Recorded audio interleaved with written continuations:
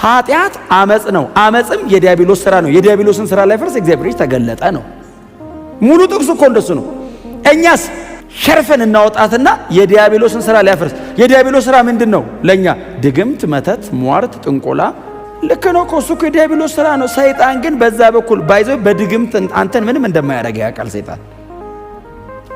እኛ በጣም አሁን ዲመን ኮንሺየስ ስለሆንን እኮ ነው እንጂ አይደል? የተደገመብስ ይመስል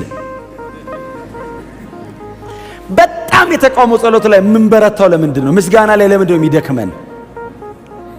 አይ ቲንክ ገብቶን ብቻ አይመስለኝም። ፈርተንም አይነት ፈርተንም ነው የሚደግምብኝ አይጠፋም ብለን እኮ እንጸልያለን። አሁን ልቀቅ ስንል እኮ የገባንም ያልገባንንም እኮ ነው ልቀቅ የምንለው።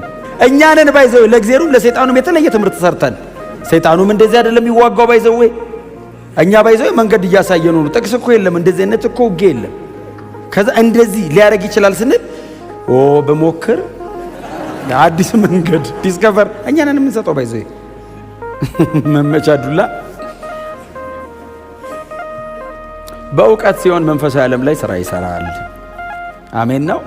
በእውቀት እንደ እግዚአብሔር ቃል በሆነ ነገር ማድረግ ነው። ምንም ነገር ክብር ለአምላካችን ለእግዚአብሔር ይሁን። እኛ የምንገረምበት ሲያስገርማቸው ሂዱ እስቲ አጋንንት አውጡና ነው አላቸው። ውጣ አሉ። ሲወጣ እንደገባው እኛ እንደማስ አንዴ ሲወጣለት ትቀጥላለህ አንቱን ልምምድ። ከዛ መጡ አጋንንት ቆጣልን አሉ አላቸው። አጋንንት ስናንጫጫዋለን ሲሉት ስማችሁ በሰማይ መዝገብ ስለተጻፈ ምን ማለት መሰለህ ተጽፈሃል አላቸው። በሱ ደስ ይላል። እጽፋችኋል አይደለም ስለተጻፈ ኦሬዲ ልጆቼ ስለሆናችሁ ያም የታዘዘው እዚህ ስለነበር ደስ ይበላቸዋልና። ከዛ ቀጥሎ እንዲያለች ሰይጣን እንደ መብረቅ ከሰማይ ወደቀ አላቸው። እነሱ በጭፍራ ይጨቃጨቃሉ፣ ዋናው ወደቀ አላቸው። ኢየሱስ የሚያወራው ከዛ ከአርኮኑ ጋር ነው፣ ከጭፍራው ጋር አይደለም። ወጣ ሲል ዋናው ወድቆ ነው አላቸው። እሱን እኔ ጥዬው ነው ለእናንተ። ሳልቬሽን ይበልጣል፣ ድነት ይበልጣል። ኢየሱስ ከዘላለም ሞት ሊያድነኝ ችሏል። ከዘላለም እርግማን ሊፈታኝ ችሏል። ስሙ ብሩክ ይሁን።